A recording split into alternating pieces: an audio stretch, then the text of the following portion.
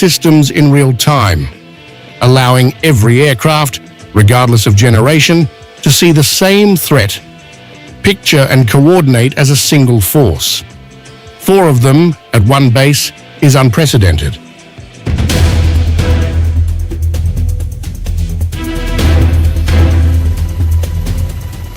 Now to the centerpiece of the entire build-up. 2 aircraft carriers. The USS Abraham Lincoln has been on station in the Arabian Sea since late January. In early February, it shot down an Iranian Shahed drone that approached the carrier group. It has already been tested. It has already responded. Its air wing carries F-35C stealth fighters, FA-18 Super Hornets, and EA-18G Growlers. 3 Arleigh Burke destroyers escort it, each carrying the Aegis combat system and anti-ballistic missile interceptors. And then there is the Gerald R. Ford. The Ford-class carrier is in a different category from everything that came before it. Its electromagnetic aircraft launch system, EMALS, replaces the old steam catapult with a precision electric launch that can send aircraft into the air faster, more frequently, and with greater control. That translates directly into higher sortie rates, more missions per day, more bombs on target. The Ford was redeployed from the Caribbean. That is not a routine rotation. That is a decision made at the highest levels of the Pentagon to bring the most capable warship in the world to this specific theater at this specific moment. 2 carriers together don't just double the strike capacity, they open 2 simultaneous axes of attack. They allow 24-hour flight operations with crews rotating through, and they force Iran to defend every direction at once.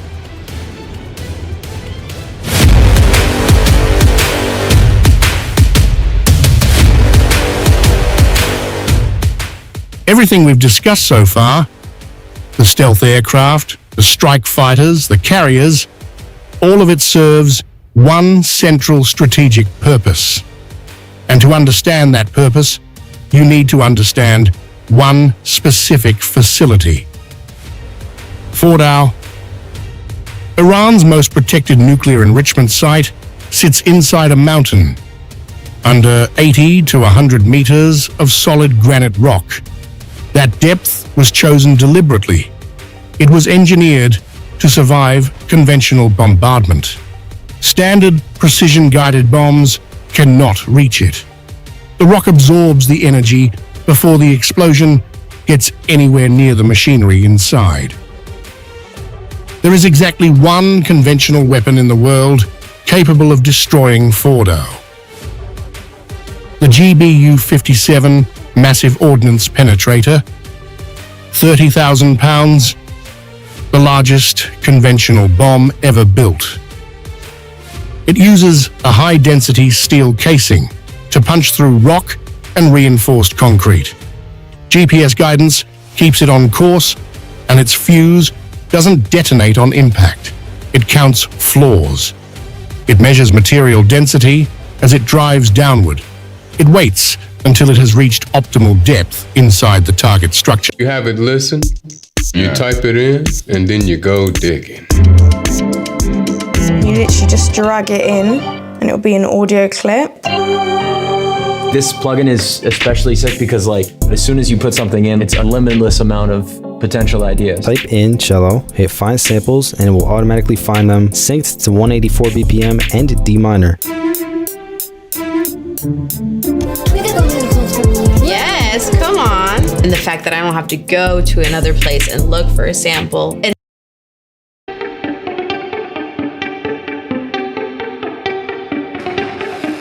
Any serious military planner knows that striking Iran doesn't end the problem. It begins a new one. Because Iran will retaliate. Ballistic missiles, cruise missiles, drone swarms aimed at US bases across the region and at American allies. The defensive architecture assembled here is designed to absorb that retaliation. THAAD batteries, Terminal High Altitude Area Defense, have been confirmed at bases in Jordan, Kuwait, Bahrain, Saudi Arabia, and Qatar. THAAD intercepts ballistic missiles in their terminal phase as they descend through the upper atmosphere using a kinetic kill vehicle that destroys the warhead through sheer impact. No explosive warhead, just mass, moving very fast. Patriot batteries cover the lower tier. Cruise missiles, shorter-range ballistic missiles, and aircraft. At Al Udeid in Qatar, they've been photographed mounted on mobile truck launchers, meaning they can reposition rapidly if Iran gets targeting intelligence on their location. And tying all of this together, the MED-CDOC, the Middle Eastern Air Defense Combined Defense Operations Cell. 17 nations, all represented in a single coordination center at Al Udeid, sharing early warning data and synchronizing intercept decisions across the entire region in real time. It is, in effect, a single integrated shield spanning multiple countries. It didn't exist before January 2026.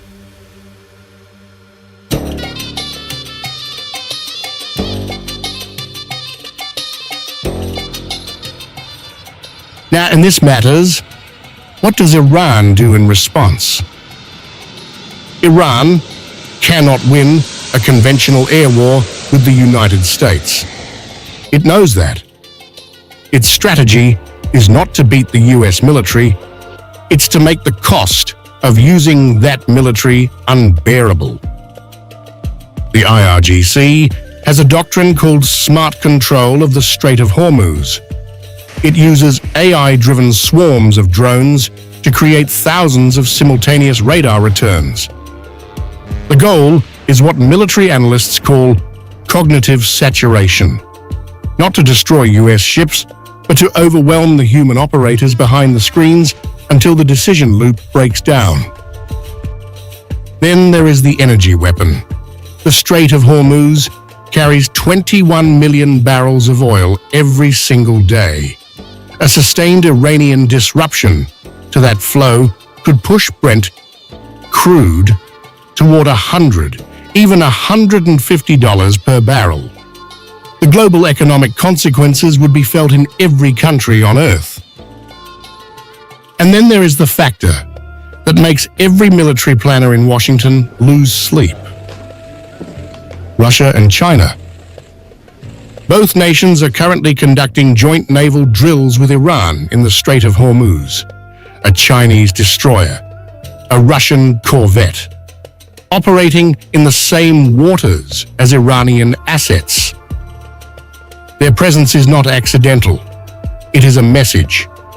Any US strike that results in Russian or Chinese casualties, even collateral, even marginal, becomes something else entirely. The targeting logic for every mission has to account for where those ships are.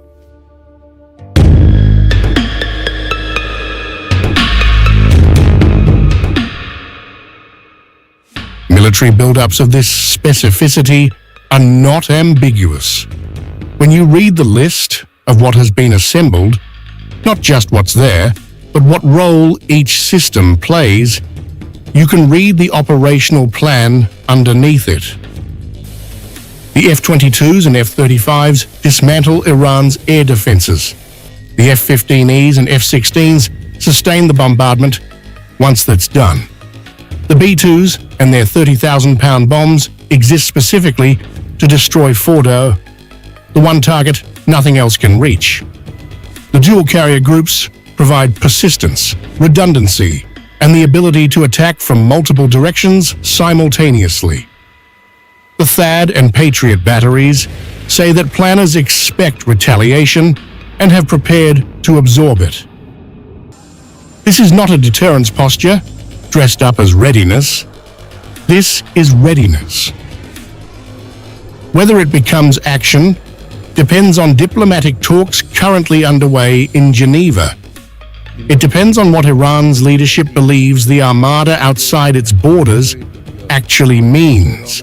And it depends on decisions that will be made in the coming days by people in rooms none of us will ever see. But the weapons are there, the pilots are there, the carriers are turning into the wind. And as of late February 2026, the likelihood of the largest regional war in a generation is by any measure at a historic high.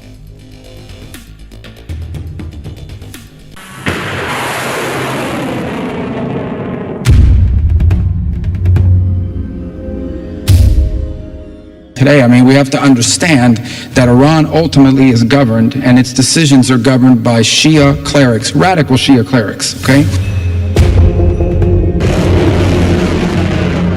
We have a big armada, we have a big fleet heading in that direction. We'll be there pretty soon, so we'll see how that works out. At the same time, as demonstrated during the aggression of 13 June 2025, Iran remains fully prepared.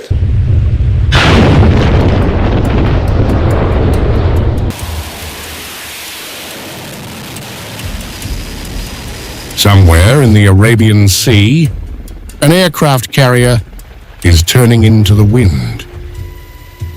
Right now, it is the USS Abraham Lincoln, and just days behind it, crossing the Mediterranean, comes the USS Gerald R. Ford, the most advanced warship ever built. 2 nuclear-powered aircraft carriers, 120 combat aircraft, 50,000 troops. This is the largest concentration of American military force in the Middle East since the invasion of Iraq. And almost no one is talking about what exactly has been assembled and why. In this video, we are going to walk through every major weapons system in this build-up, what it is, what role it plays, and what it tells us about what the United States is actually prepared to do.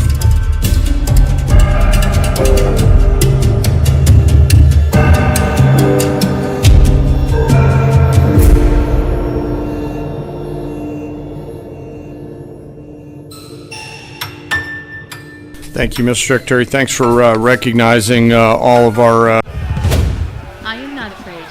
I was born to do this.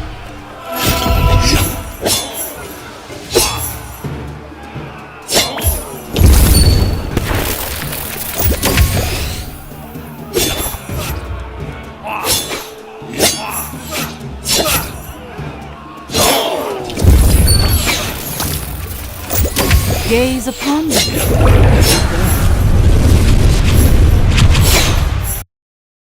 Largest conventional bombs in existence on 3 nuclear facilities, Fordow, Natanz, and Isfahan. The strike was a tactical success. Damage assessments described the destruction as extremely severe. And it wasn't enough. Because Iran's most critical nuclear facility at Fordow sits under 80 to 100 meters of solid granite rock. And the moment the bombs stopped falling, Iran began sealing tunnel entrances and hiding production equipment from satellite observation. The clock restarted, and by early 2026, the intelligence picture had shifted enough that the Trump administration made a decision. This time, they would not send a surgical strike team. They would assemble an armada.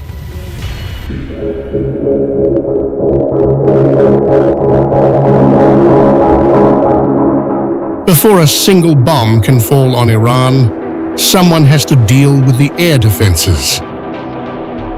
Iran operates what's called an integrated air defense system, a layered network of radars, surface-to-air missiles, and interceptor aircraft designed to detect and destroy anything flying toward its territory. It has taken hits from previous Israeli and American strikes, but it is still functional. And for conventional aircraft, it is still lethal. So the first aircraft into any conflict with Iran wouldn't be bombers. They'd be these 12 F-22 Raptors, the most capable air superiority fighter ever built. The F-22's job is twofold. First, keep Iranian fighters away from US strike packages. No Iranian interceptor is getting through an F-22 screen. The aircraft simply isn't in Iran's inventory that can challenge it. Second, act as a flying intelligence hub. The Raptor's sensor suite maps the entire battle space in real time and shares that picture with every other platform in theater. It doesn't just fight. It thinks for the whole force. Now, 30 F-35As, and these have a very specific job with a very specific name. Wild weasels. It's an old term dating back to Vietnam for pilots whose mission was to hunt and destroy enemy radar systems. You fly toward the radar, you let it lock onto you, and then you kill it before it kills you. The F-35A does this with a modern twist.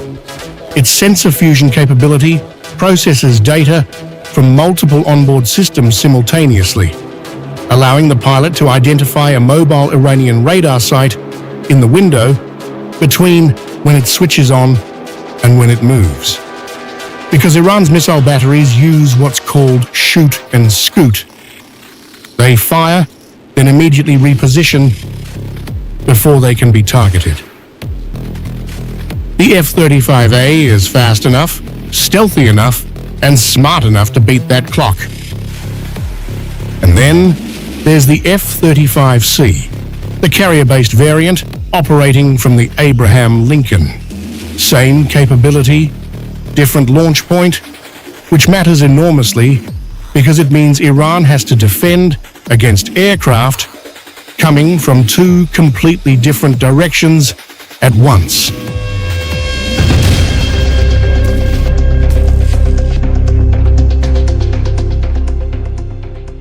Stealth gets you through the door, but a weeks-long air campaign requires industrial-scale delivery of bombs. That's what these next aircraft are for. 36 F-15E Strike Eagles, 3 complete squadrons pulled from bases in the UK, North Carolina, and Idaho. The F-15E can carry 23,000 pounds of weapons. That is more than any other tactical aircraft in the US inventory. Once the F-22s and F-35s have dismantled Iran's air defenses, the Strike Eagles follow, carrying precision-guided munitions to a target list that could number in the hundreds. And 48 F-16 Fighting Falcons, drawn from bases in Italy, Germany, and South Carolina. The F-16 fleet serves 2 roles. Offensively, more strike aircraft, more targets hit simultaneously, but defensively, and this is critical, the F-16s are the manned layer of the counter-drone network. Iran's primary asymmetric weapon is swarms of cheap drones, hundreds, sometimes thousands, at once.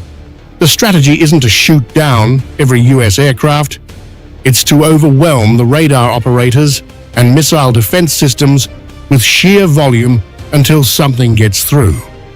The F-16s, working alongside ground-based missile batteries, are the answer to that.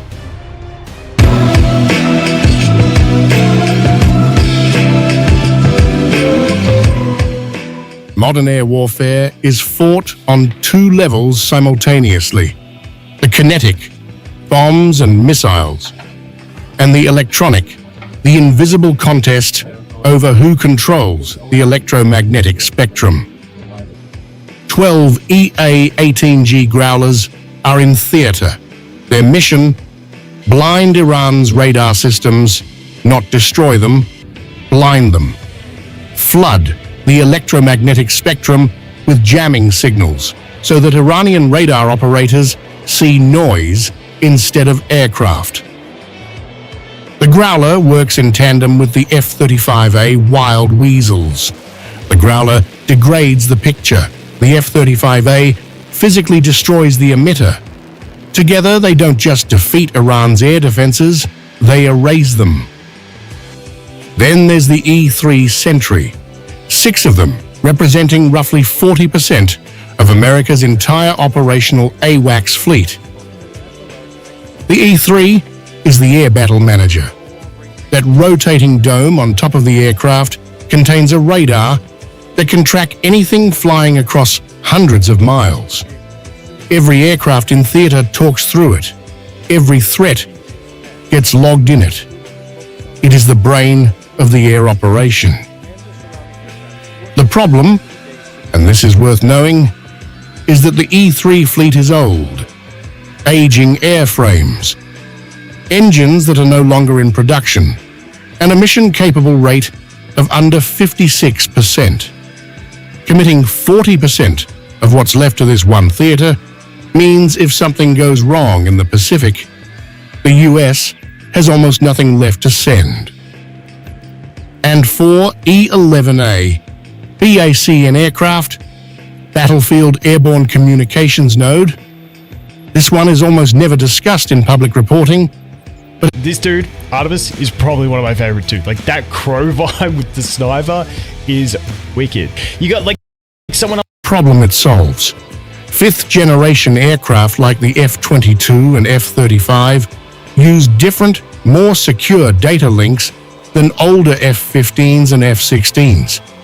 Without a bridge between them, they cannot share a common picture of the battle space. They'd be flying the same skies and effectively blind to each other.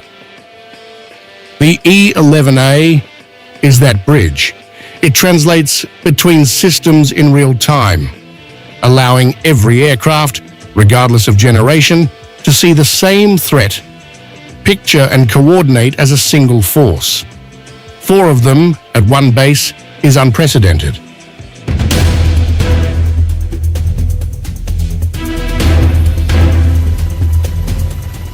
Now to the centerpiece of the entire build-up. 2 aircraft carriers. The USS Abraham Lincoln has been on station in the Arabian Sea since late January. In early February, it shot down an Iranian Shahed drone that approached the carrier group. It has already been tested. It has already responded. Its air wing carries F-35C stealth fighters, FA-18 Super Hornets, and EA-18G Growlers. 3 Arleigh Burke destroyers escort it, each carrying the Aegis combat system and anti-ballistic missile interceptors. And then there is the Gerald R. Ford. The Ford-class carrier is in a different category from everything that came before it. Its electromagnetic aircraft launch system, EMALS, replaces the old steam catapult with a precision electric launch that can send aircraft into the air faster, more frequently, and with greater control. That translates directly into higher sortie rates, more missions per day, more bombs on target. The Ford was redeployed from the Caribbean. That is not a routine rotation. That is a decision made at the highest levels of the Pentagon to bring the most capable warship in the world to this specific theater at this specific moment. 2 carriers together don't just double the strike capacity, they open 2 simultaneous axes of attack. They allowed 24-hour flight operations with crews rotating through.